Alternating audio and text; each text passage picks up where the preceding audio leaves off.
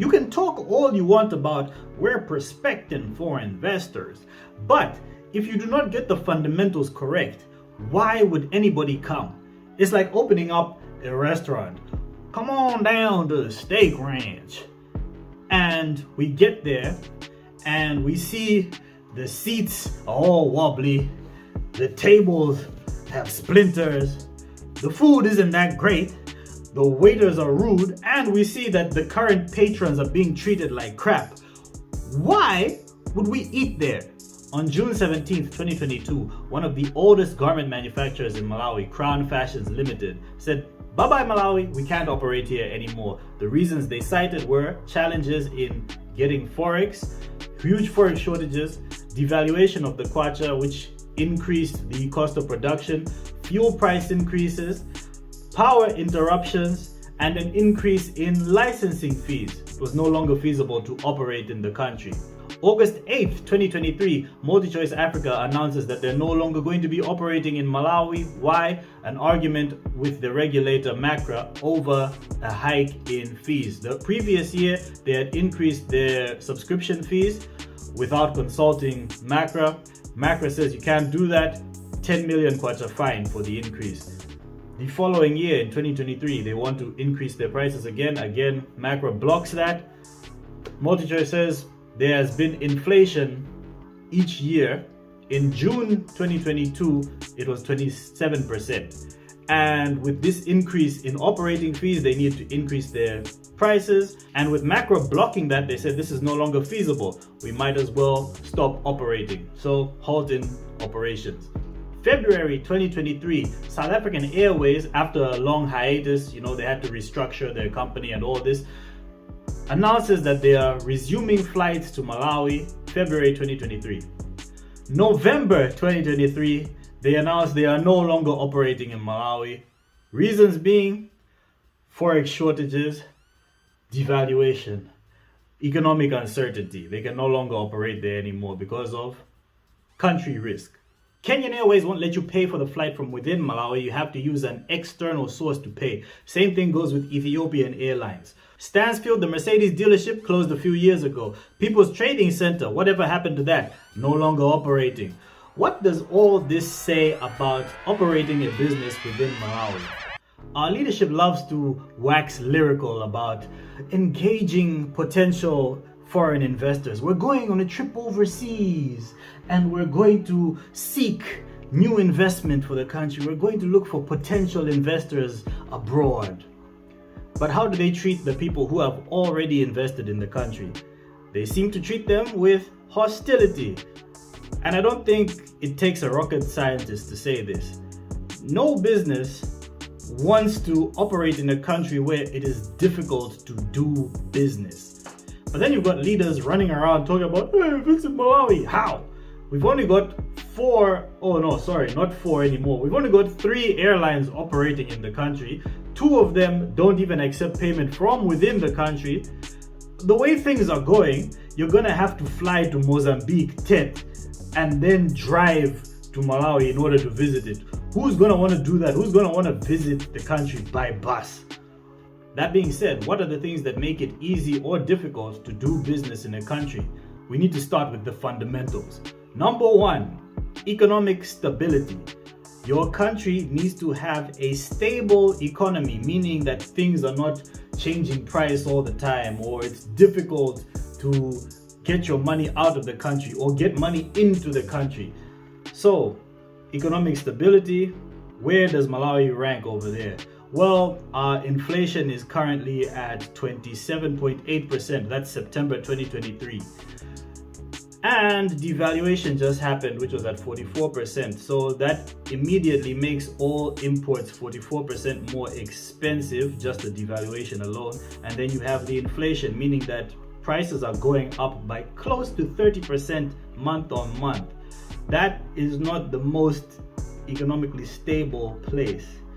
And then we have the monetary policy, where it is difficult to get money out of the country.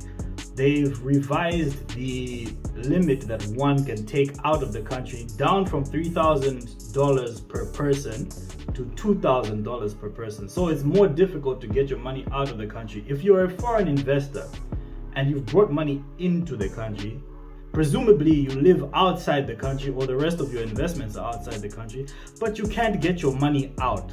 That brings us on to the second thing, regulatory environment. Businesses prefer to operate in places with clear, transparent, predictable regulatory frameworks.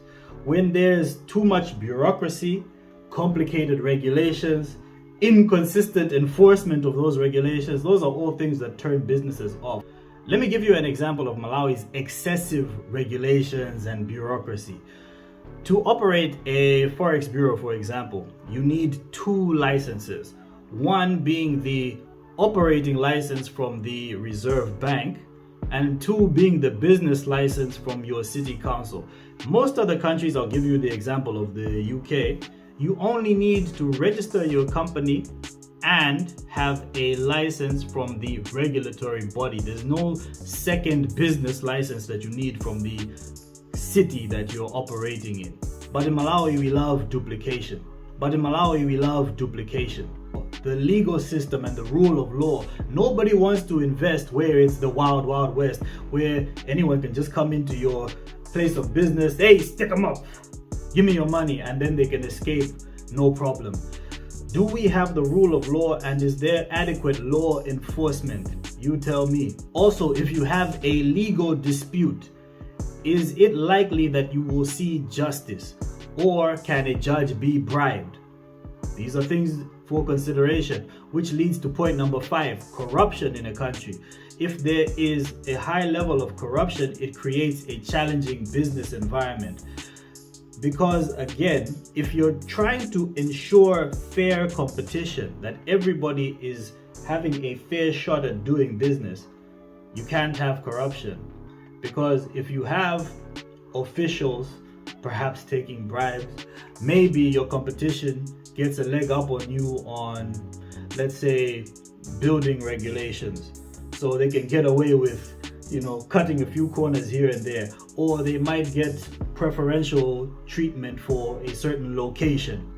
So these are all things that you need to factor in. Is there corruption in the country? If there is, it makes it more difficult to do business. The infrastructure that's available in a country is another key component. There needs to be stable electricity, stable water supply, good transport networks, security infrastructure, communications. These are all important to the smooth running of a business. Like Crown Fashion stated, there was infrequent or unreliable power supply that makes it more difficult to do business. It makes it more expensive because they have to get alternative power supply like diesel generators in order to stay operating. The cost of diesel, even if you're running a trucking company and you don't have smooth roads in a country, that adds a lot of costs in wear and tear, and also the time spent on the road. The goods are perishable goods, they might go off. These all contribute to the increased cost of doing business in a country. Another thing is access to markets.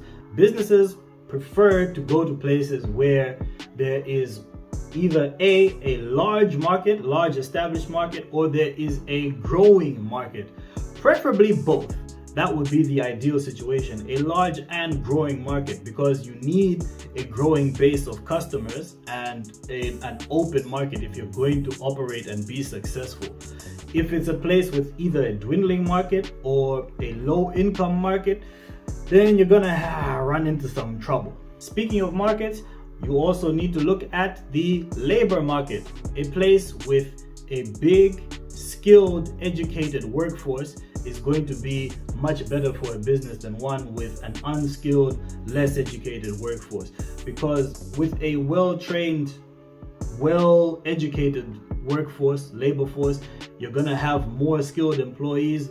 More skill means more output. They are more productive. Now, this is a big one, taxation. If you're in a place with high taxes or complex tax structures, there are going to be deterrents to many businesses. If you've got high corporate tax, or if you have oh, you need to do this income tax, and then there's this withholding tax, oh, but there's also this import tax, and then at the end of the day, it's gonna be, if you have a complex structure, it's gonna be difficult for a business to operate in that kind of environment. What would you say about MRA? Then there's access to capital. How easy is it to get a loan or to finance your business in this country? Is there easy access to this? Is it expensive or is it inexpensive? And finally, the level of technology that's available in the country. What kind of capital goods are there? Do you have a lot of machinery? Are things high tech over there? These are things that increase efficiency and lower costs for businesses. We've got a president talking about inviting investors to the country, but the environment is not even conducive to bring them in the first place. Which flight are they going to take? We're inviting investors to the country. How they'll get here with no operating flights? Well, I suppose there is my trusty steed. If we want to get foreign direct investment, we need to make sure we get the fundamentals right. We can't keep doing this thing of trying to put the cart before the horse. Come invest. Invest in what? You need to get the legal framework right. The fiscal and monetary policy needs to be correct. Taxation, all that needs to be fine before an investor will even look twice at Malawi. So get that stuff sorted out correct first. Now, if you have any comments, queries, concerns, let me know in the comments below. If you've liked this video, give it a like, subscribe to the channel, all that good stuff. I've been Black Isco, you've been wonderful. Check you out next time.